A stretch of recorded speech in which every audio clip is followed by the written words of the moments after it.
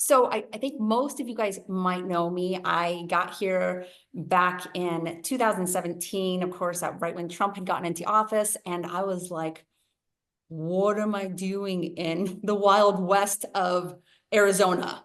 And so I quickly started to attend Democrat meetings.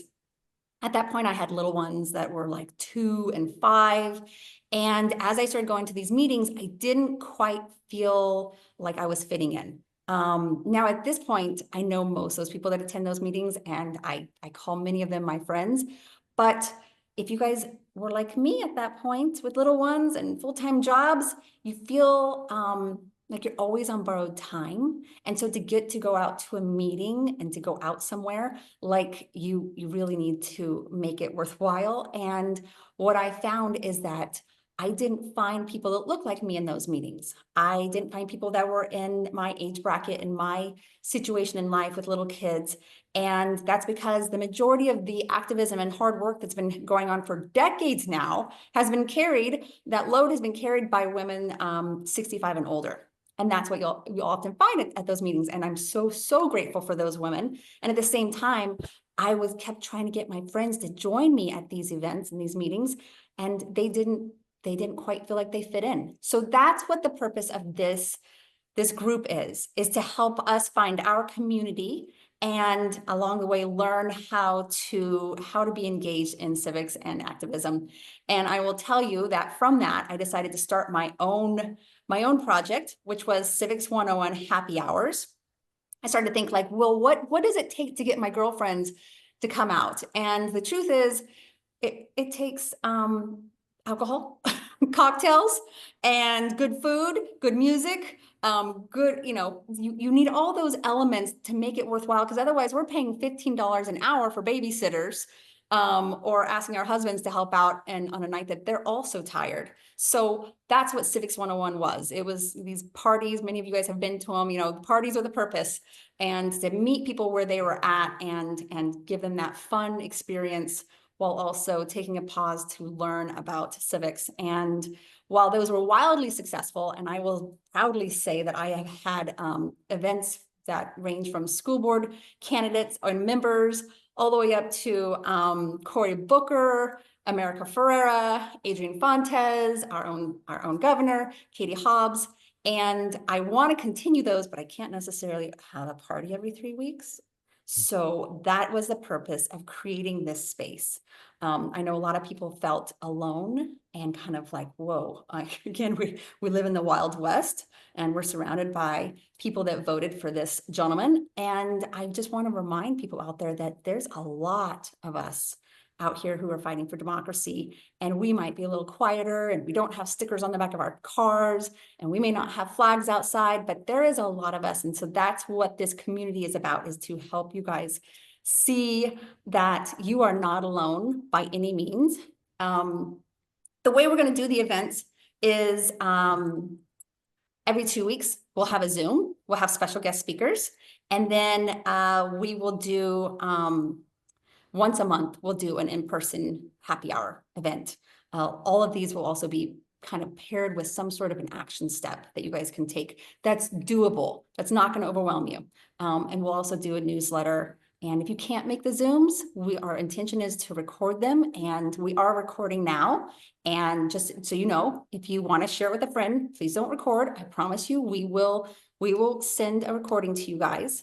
And so that's my story, and so grateful that you guys are coming along on this journey. How many people do we have now? 33. Wonderful. I will tell you guys something super exciting. We started promoting this only 5 days ago. Like it was Saturday that we actually put out the link and started promoting it. And we actually have 112 registrants. Now, a lot of those people said, we can't make it live because I work full time. And that's why it was so important to me that we do record these, because I want you guys to come along this journey with us. And if that means that you're busy, that's okay. We're gonna keep you guys up to date and keep you in the loop. So I get to now introduce you guys to MaryAnn McAllen. And she is our wonderful city councilwoman. There we go. Got her pinned here. If you want to unmute yourself. Now, most of the time, the format will go that we will do a little chit chat intro. We'll have our guest speaker, and then we'll have our city council woman or our school board member. We'll kind of save that towards the end so that people that are joining on that are not in Scottsdale, so that the whole thing will be pertinent to them. But in this case, MaryAnn does need to get somewhere, so we are just grateful that she's here. And there's a lot going on with Scottsdale City Council. So I will just you, MaryAnn. Well, thank you so much, Shea. I greatly appreciate this opportunity. And welcome everyone, those from Scottsdale, Phoenix, Tempe, Mesa, wherever you're from. We are, and we were just ranked the best city to raise a family in. And U.S. News and World Report ranked us in the top 10 places to live, and so did Wallet Hub. So we are the destination city.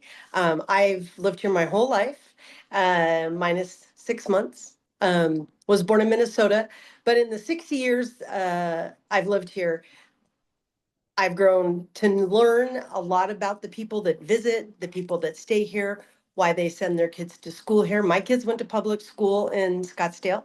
I have 4 children. I've been married 32 years, but my kids went to Kiva, Pueblo, Saguaro, Mojave.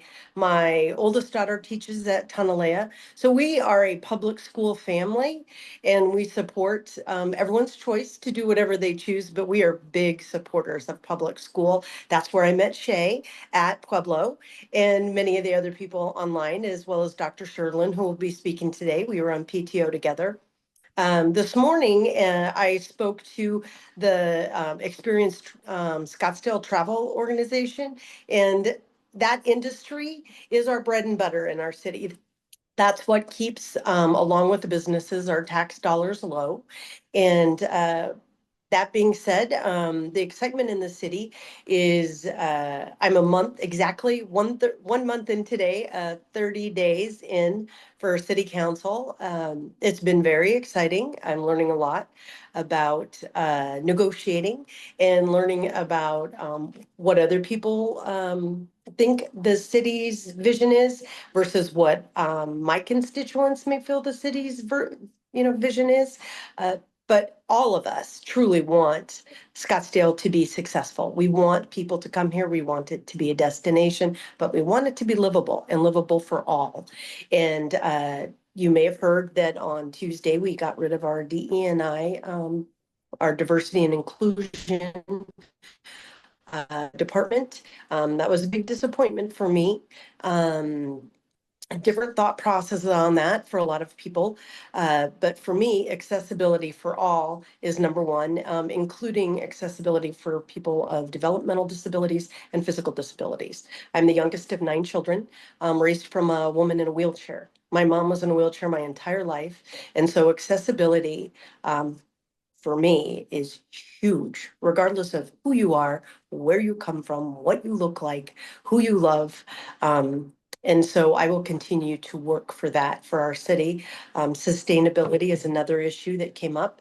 And at least we'll be looking at that again in review in a different way. Another thing that's coming up, it starts today, is the city's budget committee. It used to be a commission that we used to have in the city years and years ago, and now it's back to look at how our funds are spent, which is good because we don't want to waste anybody's tax dollars. So that being said, I don't know if she wants me to take questions or you just wanted to get to learn a little bit about me, but you can reach out to me at the city of Scottsdale, was scottsdaleaz.gov, at McAllen.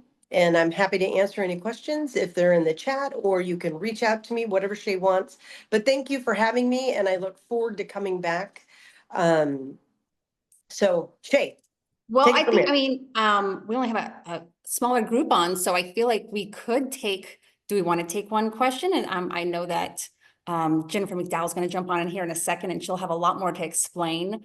But do we have anybody that wants to ask a question now? If so, feel free to put it in the chat or raise your hand and we'll... Oh. Okay. I'm not host. Sherry, you can see everybody, right? I'll raise my hand. There we go. Okay. Hi, Jen. Can you hear me? Hi, Yeah. MaryAnn. So I noticed that Yeah. Mary didn't say that she knew me for forever. That's because we were on Scottsdale Parent Council like 16 years ago. Well, We're I was just going to say that. older It's than the just that blood. I can only see who's speaking. Yeah. Jen and I go way back, way before I know. Shea. Way back. Way back. So MaryAnn, Yes. it's a lot that's happening right now. It's kind of like a shock and awe thing that's going on at the city council, and they're doing things in a way that is not traditional. My Yes. understanding is if you were going to have a big seed change in policy in previous years, previous administrations, first thing that would happen is the city council would conduct what's called a work study so that they could actually get all of the information so that they could actually, and I'm just throwing this out there, these are my words, not MaryAnn's, that it's not like just woke ideology that we have a DEI department in the city of Scottsdale. It actually can impact like a child with special needs needing adaptive swing sets at a city park and that type of thing. And what they've just done is they've said, we are not going to do that. We're not going to look into this. We're not going to hire anybody who's going to make sure that those citizens in our city are actually taken care of, because not only is it not a priority, we literally don't care. That's basically what the decision kind of was, as far as my interpretation. That's the Jennifer interpretation. Okay. So Do you want me MaryAnn, to answer a question? yeah, what would you say? So many people came to the city council meeting. They got way more emails. They know that this is not what the average voter wants. We know that Adam Clausman was only voted in with a third. This is not a majority of Scottsdale citizens. They don't have a mandate. What can we do to help assist the city council and to keep our city off of national headlines that will have an economic negative impact on the city? Okay. So big questions.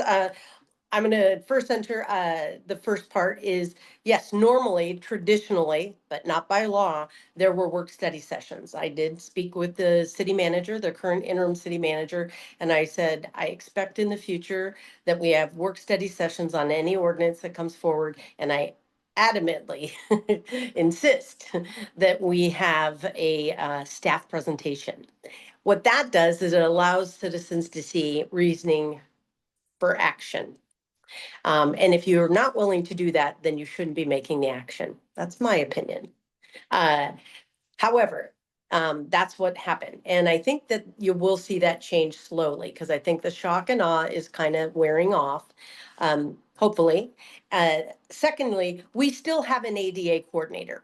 And we still actually are keeping Jackie Johnson, who was the diversity coordinator. She will be reassigned another position within the organization. But the ADA is mandated federally for now.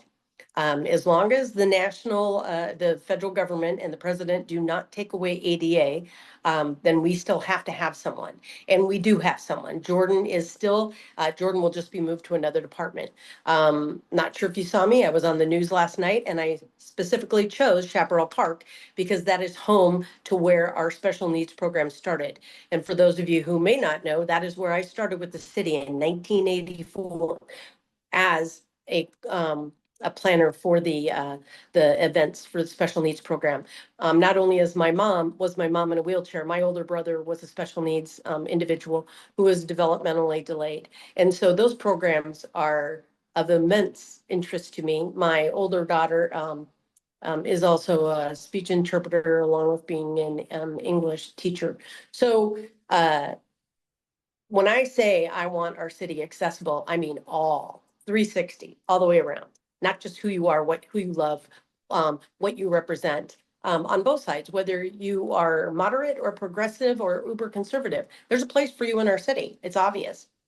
But yes. So what Jennifer's saying is our city council right now, the makeup is predominantly extremely conservative, and we'll see things that we see on a national level trying to be passed on a city level. If that's not in alignment with where everyone's at, then you need to let your voice be heard. And also the businesses and the people who back politicians. Those are the people that need to know, hey, I get that you like this person. I get that they stand for what you stand for, but there's a lot of us who stand for maybe something that's a little different or has a little different bend on it. But when you voice, there's power in numbers.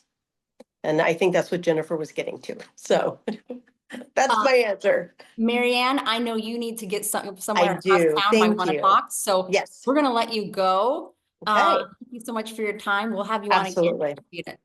God love you, Shea, for getting this going. Good for you, Oh, sister. thank you. Mhm. Thank you, friend. Bye, everyone. Thank you so much for your time. So this gives me the opportunity to invite one of my dear friends and my political mentor, Jennifer McDowell. Jennifer, you're on mute if you want to pop yourself off. And I had this amazing bio written about her because I think the world of her, but she's like, no, I got this. So I know she's going to give us some good stories and some background of who she is and why she is Shea Najafi's political mentor. So Jennifer. So I started like MaryAnn did, and probably a lot of you that are on this Zoom. You begin by working at your kid's school. Like you've finally got the capacity to like lift your head up because you have a child at school, for several hours a day. You start working in the classroom and then you notice a need at the school. And so then you start volunteering for the whole school. And the next thing you know, you're volunteering for the district. And the next thing you know, oh, the reason why we don't have any money is not because the district is poorly run. It's because of the state legislature. And you're like, what's that? And then you start calling those people and then you realize you need to elect new people. And the next thing you know, you're running campaigns and you're like, how did I get here from being the room mom in my kid's kindergarten class? But it literally organically just sort of like went right through there.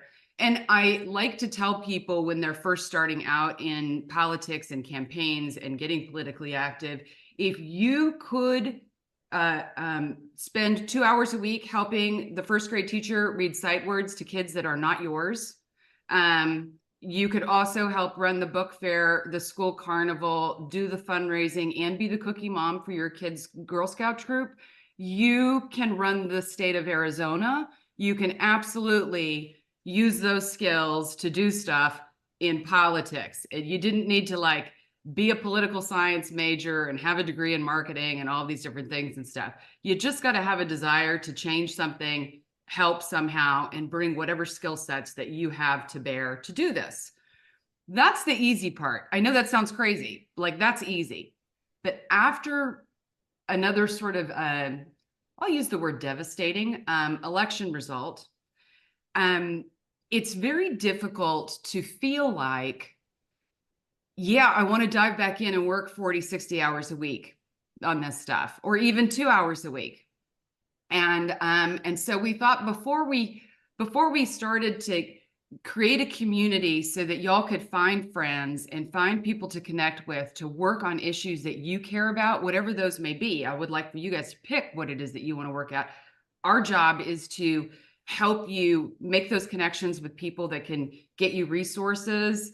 I don't want you to have to reinvent the wheel for something. If you're looking to go down and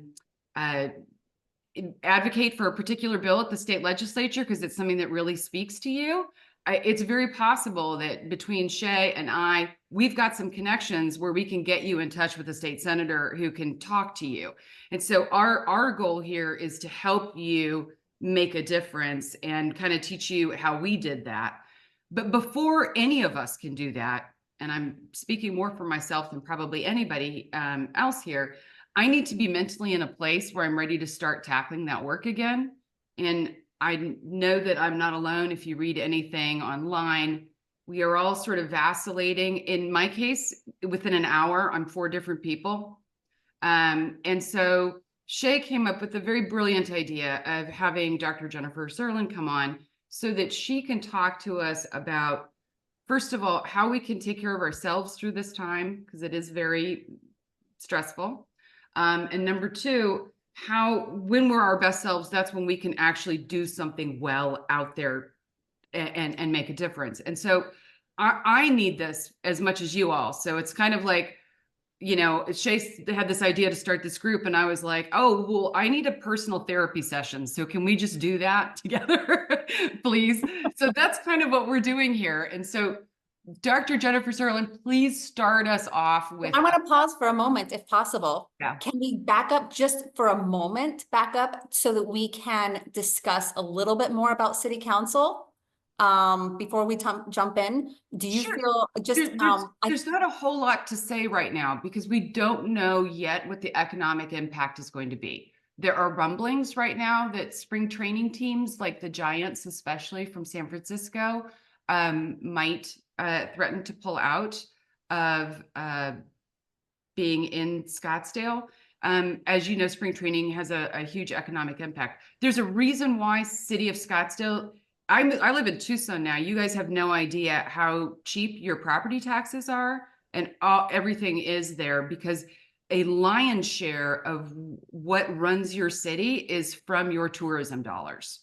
It's the hotel taxes, the rental taxes for cars, all that kind of stuff. And so y'all get off real easy by having, people from LA fly in to your private, airport and spend money on your city that you guys don't have to. You have lower sales tax than other places do. So other cities in Tucson or in the state of Arizona. So it could end up having quite an impact. If you guys remember in 2020, Guy Phillips went out into a park and he did this whole I can't breathe thing. He was a city council member, if you recall that. yes. That actually there were the Giants baseball team actually sent a letter we're not okay with this. We don't want to be associated with the city that has a city councilman like this. So I know it may seem like whether or not we adopt a sustainability plan or whether or not we say that we don't discriminate as a city, you may think that a lot of that sort of just boilerplate, touchy-feely stuff, but it's not super meaningful. It might end up sort of creating a snowball effect where we have larger institutions and organizations pull out. You're still going to get the bachelorette party, from Nashville that doesn't care and they're not paying attention. But some of the larger organizations that care about their persona may not use Scottsdale anymore. So it could really have an impact. And what happens when those tourism dollars go away? They got to make up the money for their police, fire, roads, someplace else. And that means that either your sales tax has to go up, your property sales tax has to go up, but regular citizens will end up paying for this at some point. Absolutely. Absolutely. Okay. Thank you, Jennifer, for recapping that to help those of us understand it. So now I get the honor of introducing Dr. Jenn Serlin. She's a board-certified psychologist and an adjunct professor teaching positive psychology. With over 20 years of experience in private practice in Scottsdale, she has become a leading expert in performance psychology, empowering some of Arizona's finest business leaders to reach their full potential. In 2016, she responded to a growing need by expanding her practice to help individuals navigate political distress. Good timing there. As a dedicated activist and advocate for women and children, she keeps her senators and representatives on speed dial, and I have seen her down at the Capitol many a times, and she meets with them. And for all these reasons, I just knew that Dr. Jenn Serlin would be the ideal person to inspire us and to lead us in our very first meeting. So thank you, Jenn. Dr. Serlin, please share with us, give us some direction. Well, thank you, Shea, and thank you, Jennifer. And so happy to be here with you all. And as I get into this, I want you all to know I'm also going through this with you. And so this is happening to me as well. And I'm certainly seeing it a lot in my practice, but also very much with friends and family. And wanting you all to know that how you are feeling right now is by design. Like when Steve Bannon said, flood the zone with shit, and I'm quoting him. Yes, he was certainly talking about the information and what they are doing in the structural changes that they were making, but he was also referring to flooding our nervous systems, and they're doing it incredibly effectively. And I think we're certainly seeing our legislators' response to it, that it's not as effective as it could be. And this overactivation, this fear that you're feeling is an absolutely natural, healthy stress response. But unfortunately, this response evolved in the time when, if a saber-toothed tiger is going to come eat us, yes, we want to get in this full mode. But when we're getting this onslaught of information and news, it's not nearly as effective. Because what happens we're taking this all in and we're feeling this overactivation, this stress response. And so some of the things that happen for us physiologically in that moment is that the blood in our bodies have a budget so that they can work most effectively and efficiently. The blood that's typically in our brain so that we can do higher order thinking actually goes to our major muscle groups. So again, that saber-toothed tiger comes, we can get out of the way. We can react quickly and respond. Also, our field of vision narrows. And so we see the threat that's right in front of us, and we don't see the bigger picture. And so part of what's happening for so many of us is we can just see what's happening in our fear and the things that are really activating, and we're missing the big picture and the things that bring us joy in our lives. And it's so important that we counteract what's happening to us in this moment, in this stress response, because joy is the antidote to what is happening and what we are experiencing. But so this physiological stress response, it triggers that fight, flight, fawn, or freeze. And I know many of you on this call, and I know that you've had this experience where you get overactivated. And what might happen with fight is that you say things in a heated moment to friends or family that you later regret and then need to go back and do repair work. Flight, I'm seeing a lot of this. So many people I know who are so involved in care will just say, I just can't right now. And that's that flight response, under threat and retreat. The fact that you're all here is saying, okay, I can and I want to figure out a way to do it. But again, it's a really common response. Freeze. It's that other one. It's that feeling of paralysis. And that's often where I see that feeling of despair, depression, that kicks in. Fawn is another natural response that happens in this moment. It doesn't get talked about as much, but it's that what happens when someone maybe says a racist joke, says something you don't agree with, and you find yourself in that moment going like uncomfortably. You don't agree and it feels dissonant, but that stress response has been activated and you don't quite know how to respond. So one thing I encourage you all to know, what does it feel like in your bodies when you're in that overactivated response? Because we need to know that that's happening for us so we can then take steps to counteract it. And as I said earlier, joy really is the way to counteract it. And if you listen to Heather Cox Richardson or any of the other experts out there in authoritarianism, they will talk about how, right, this flooding the zone, overwhelming us, and having joy and focusing on that and living our best lives is the antidote to it. And so fortunately, from the field of positive psychology, we know exactly how to do that. And when we get into that space, we're in what's called broaden and build. And that's where we see more, we connect with other people, we're doing exactly what we're doing just now. And Jennifer, I see that you've got a question. So we've got flight, fright, fawn, and freeze. So okay, I'm gonna truth time, everybody. I'm gonna admit something here. I think when you spend this much time and effort working in politics and trying to get people to understand and being the annoying person at the party, going up and being like, don't you get how vouchers are gonna kill your schools and nobody cares, I'm the crazy person all the time. And then now that like the worst case scenario has happened, I keep doing this thing where I'm in the fuck around and now you find out category where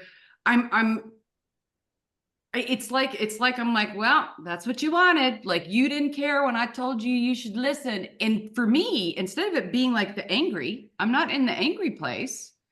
That actually brings me relief because like I'm not worried about you anymore. I worried for years. I did all this work. You didn't care enough to show up. So now your problems are not mine anymore. And so Like what is that falling under? Just complete denial? Am I just crazy pants? Is that the medical term that we're using? Like, but I think it's common with a lot Yes, of yes, people that is who are exactly working what with it is. It's in the diagnostic. No, not at all. And again, it really is a natural and healthy response. Your body is trying to protect you, but it's doing so ineffectively, Clearly. right? Because we're not made to sustain this type of distress. And that's part of why they want us in this state. We're not thinking Yeah, well, we're less effective. So I would say that's absolutely flight. Where flight. it is just right. It's like there's this raging wildfire right now. It's a denial of having to care anymore. So it is flight. You're It's right. right. It's kind of an escape. And I mean, so I've seen people in fight where it's like they want to grab their garden hose and run into it. Okay, that doesn't do them any good. They get burned up by it, and then they're not serving themselves, their loved ones, their community. But that flight is just the like, well, I'm going to take off and I'm just going to keep going. And yeah, I Jennifer can would feel never the be able heat to in my take off. back, but She I'm going to wouldn't. keep It could never running. really happen. She might take breaks, but there's no chance. It is in her blood and she's too good at it and too influential. Well, but I think Mhm. it's important, like, and I'm sure there's an actual trained PhD psychologist to know this better than I like how I'm just gonna like be like, I know what the medical reasoning is. But when you're able to name something and identify what it is that you're doing, I have a much better time of being able to stop myself and getting back on track of being effective. And Absolutely. And that's where knowing that when you are in that state, the problem is not whatever is going on in the world. The problem right now is that you are in that state. And so, what you need to do is then direct your attention to how do I manage this moment? How do I manage this feeling? And how do I enhance my well being and bring the joy into my life? And Shea, I'm going to have you pull up a slide in a moment that outlines what we know about how to do that, because it really is the antidote. And I noticed in the chat that someone put in about feeling guilty when they feel joy. And absolutely, I think we, or many of us, it's like how to reconcile the cognitive dissonance we feel. I mean, so there are times when, okay, right, I'm a Scottsdale mom, I go to Pilates all the time, and I'll be in Pilates class, and part of me is like, how can I be sitting here doing Pilates with all these other people when all of this is going on in the world? And that's when I need to remind myself, oh, whoa, you're overactivated. You need to slow this down. And that this is part of keeping yourself in the game. And this is where I keep, the blood going to my brain and where I can be most effective. Can I And share with you? So sorry. Can we tell oh, you? please. So she's in and out of flight. And I realized, I think now that you've said it, I think I was in fight. I thought fight was literally like you're going to be aggressive. And obviously it's not. That's not what but like physically aggressive. So I'll be a little vulnerable. I don't know about you guys, but January 23rd, 3 days after the inauguration, was the day that I kind of snapped. Now at that point I was inundated with the social media and news apps and just so much. And by January 23rd, I made a phone call to some family members and I burned some bridges in my attempt to understand why they were choosing to vote the way they did and why they chose to support those. And I take it very personal that someone would vote against my daughter's rights and bodily autonomy. And with my husband in the trauma field, gun safety is so important to us. And there's just so much that I felt a true betrayal from them. But it came out in the realm of fight. And so I definitely ended up in conversations that I could have handled much better. So now I have those consequences. But I knew I shouldn't make that phone call. And my mom had always taught me HALT. And that stands HALT.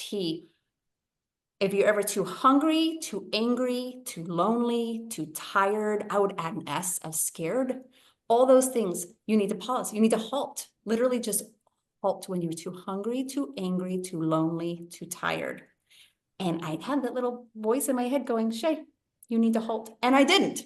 And then I now I've got myself in a world of pain right now it's actually getting better, but at the same time, I made my life harder in a time that I didn't need to make my life any harder. But the blessing that came of that is that I removed myself from social media and any news apps from my phone, only accessible on my computer, because I couldn't be inundated and I knew I was out of balance. Since then, I have been so much more productive and, been able to get into action. And that is always the antidote to a feeling of helplessness is So it's like you found your good little tip to kind of break a pattern of something that you were doing to get you in a better place. But Dr. Serlin, I think that you had some, what was it, you had like some tips, like some overall tips that I would like to write down right now. And I don't know, maybe put on note cards around my house as needed. Yes. Okay. So PERMA is an acronym for what we know about the 6 factors that contribute to our well-being. And I work to live by these every day. And so I encourage you all to, if you have a pen, write them down. But also as I go through these, to share what you do in the chat to bring them about for yourselves. And right, this is not just what I think, it's the science behind well-being and joy. So first, positive emotions. So anything that brings that about. So these can be big, they can be small. It can be listening to a song. I always have a positive emotion playlist that I know is going to lift me up no matter where I'm at, but it can also be higher order. It can be playing an instrument. It can be composing music, whatever it is. It can be a sleeve of Thin Mints, a whole sleeve of Thin Mints. Oh, hell yes. And even just that first bite, it's always the best. And then engagement, whatever pulls you in, whenever you are present, that we know that a wandering mind is an unhappy mind. And there's a lot of haunted houses for our minds to go into right now. So anything that has you in that moment, walking your dog, talking to people, Pilates, you want to be there. It's so good for our brains and our physiology. Again, it's how we reset. Oh, and I love it. I see people chiming in. Yeah, with what you do, because when we are in that overactivated, that stress response, we don't remember any of these. So that is part of why we need to write them down and share them. Relationships, that is the biggest one.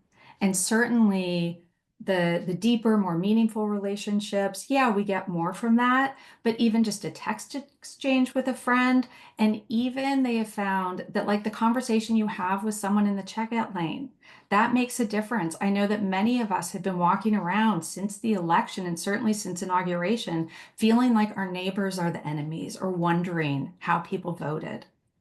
And what we really need to do is stay back together and connected and not disengage. Meaning, anything that feels meaningful to you, and it's different for everyone. But right, time with my family is meaningful to me. Learning, meaningful. My work is meaningful. But just finding those small things and engaging. Even when I play pickleball, it's meaningful. I value health. Accomplishment, again, it can be big or small. If you are writing a novel and you get part of that done, kudos to you. That is magnificent. But it can also be little things. Anyone who knows me, I'm not gifted in the organizing arts. And I had a nanny say to me years ago, she's like, if you just straighten the counter stools every time you walk in, the house looks so much neater. Okay, this was revolutionary to me. But every time I walk in my house now, I organize them and I'm like, look at that. And I give myself a little atta girl. It's an accomplishment. I feel better for it. And again, it counteracts that stress response. And health is anything that we know that maintains our well-being, our physical health, our physiology. And so a lot of those things, they are simple, but they are not easy to do. And so it's eating whole foods, getting enough sleep, like Shea was saying, putting boundaries on ourselves with what we consume and how much we consume it. I mean, really, like what is your news diet is absolutely part of this. And get outside for 20 minutes a day, especially while we can. But we know that that's incredibly important for our health and brain well-being. So I encourage all of you to keep all of these in mind and do them as much as you can. And that is part of how we stay out of this fight, flight, fawn, or freeze.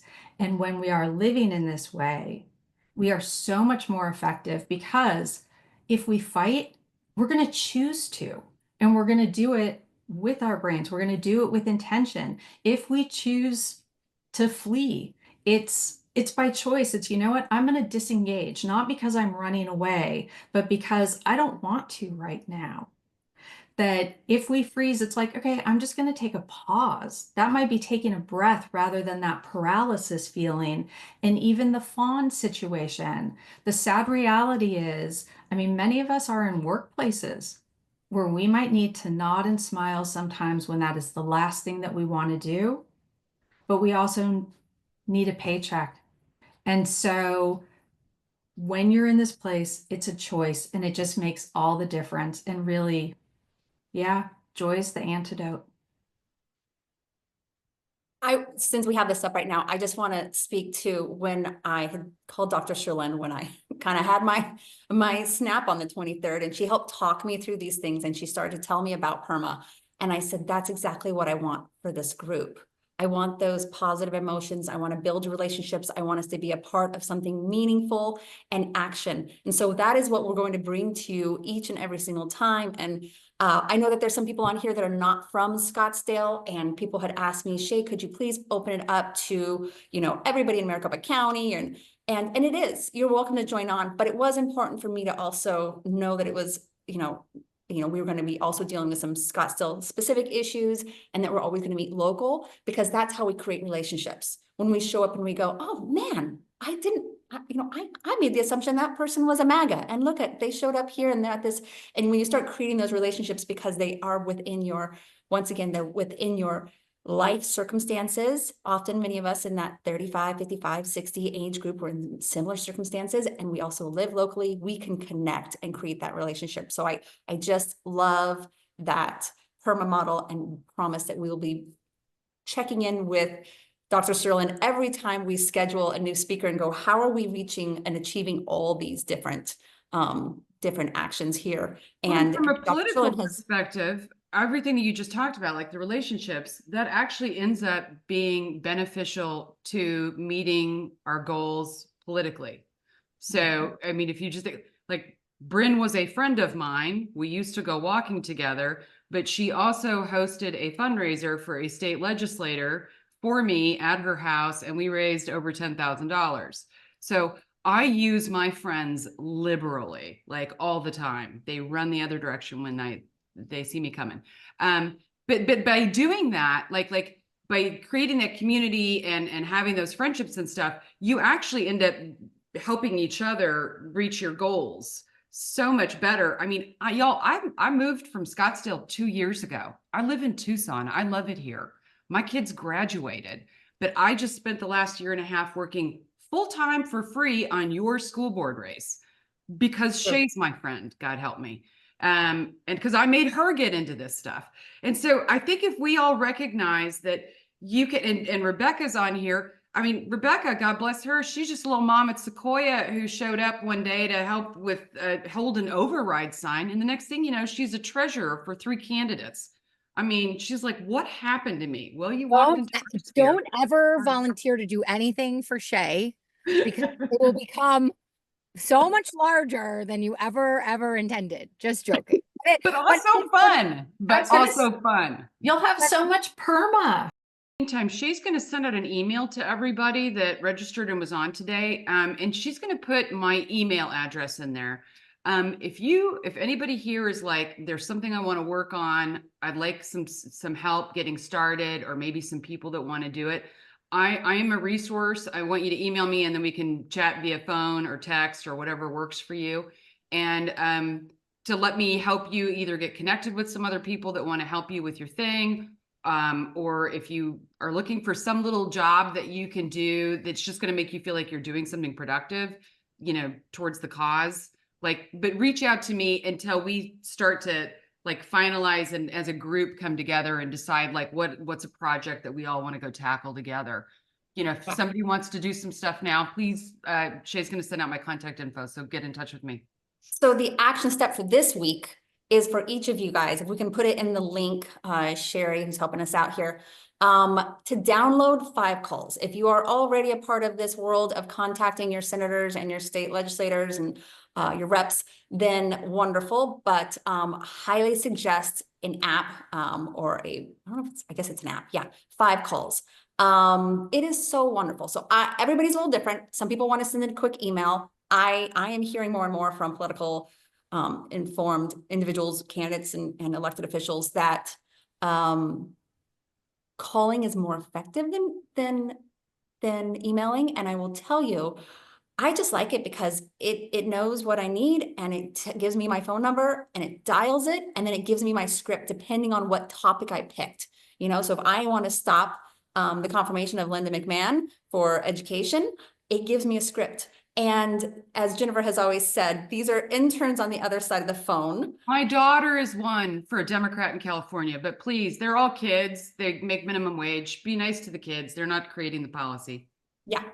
But don't, you know, remove that intimidation of, I don't know what I'm going to say. You can read the script. And the other side is, if the script is too long, they're usually like 30 seconds, but just get that main point in. I don't want them to confirm her. She's not qualified, because all they're doing in actuality is just keeping a tally that either goes in the for her, against her. And that's then, of course, the congressman, woman is just seeing those tallies. So remove that intimidation. You're talking to a 22-year-old and just tell them what you want. You hop off the phone. It takes moments. You can literally make 3 calls in 3 minutes, 5 calls in 5 minutes. So that's going to be our first action step. We'll include that link to download onto your phone in the newsletter.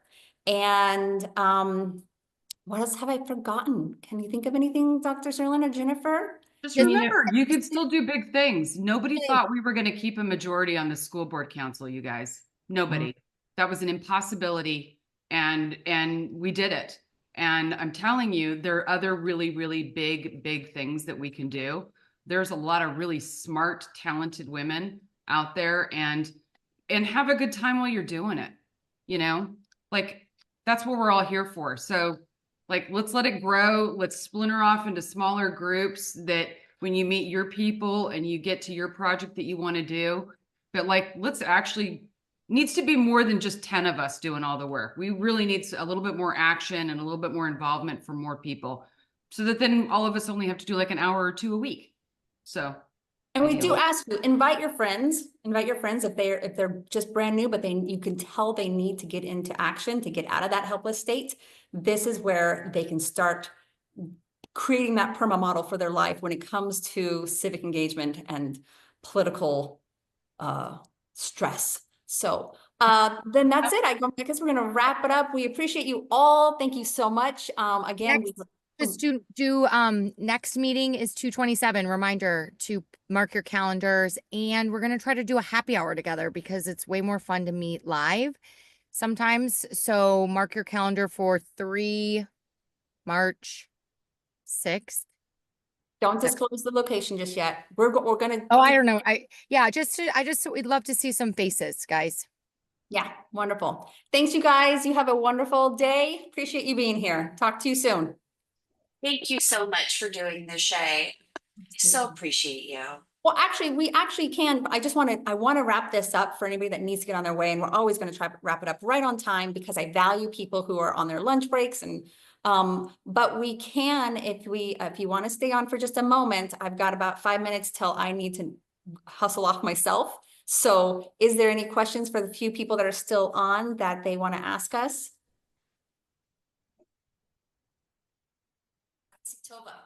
Can you hear me okay? So I was just wondering, is the idea then of this group to really get around the civic engagement? I know you said you're going to do the happy hour and the educations and things like that.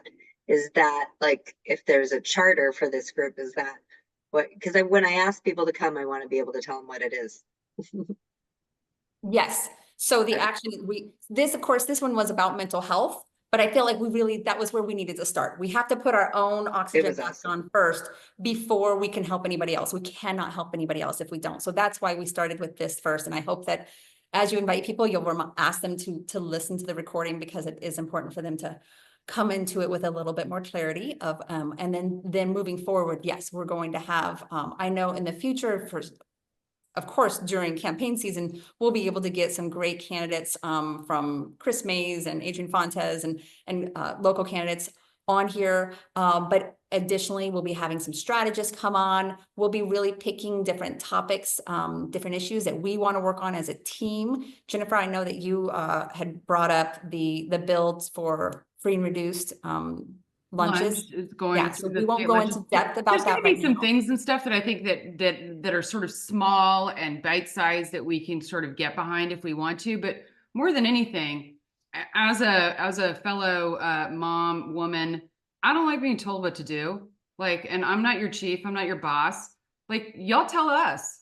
You got an issue that's like super important and stuff. Like, we want you leading the meeting saying, here's the deal. This is why this is important. Here's some steps so that we can do to do something about it.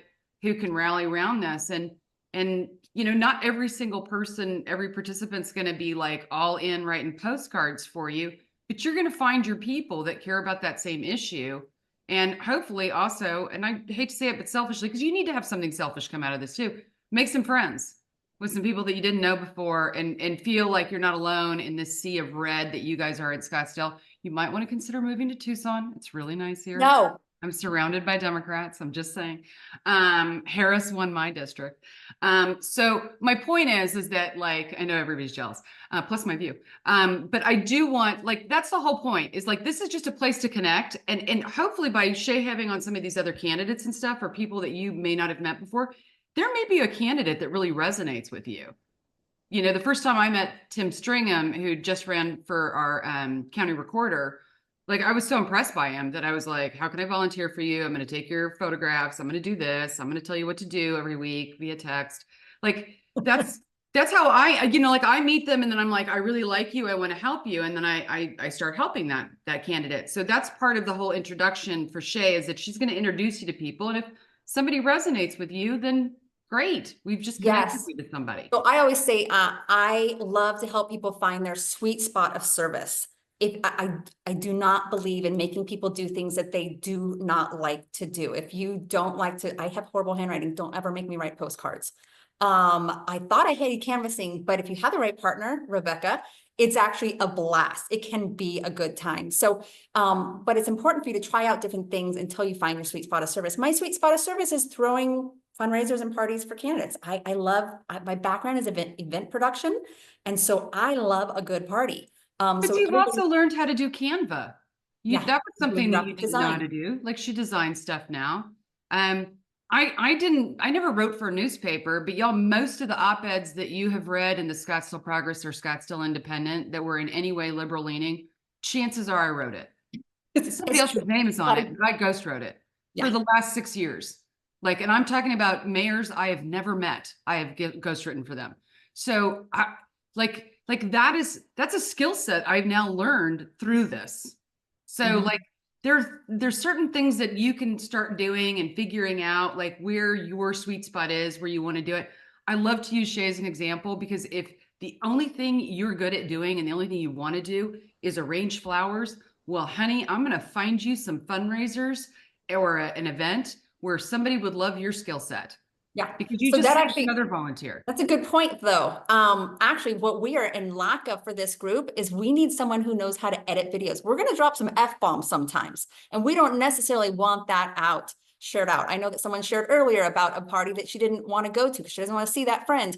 She probably is going to want us to cut that out. So if this goes out to 100 people, that doesn't get back to that friend. So we're going to need to do some editing. If you guys know someone, or you have a kid who owes you a couple favors and they're really good at technology, we're looking for someone to help us in editing videos.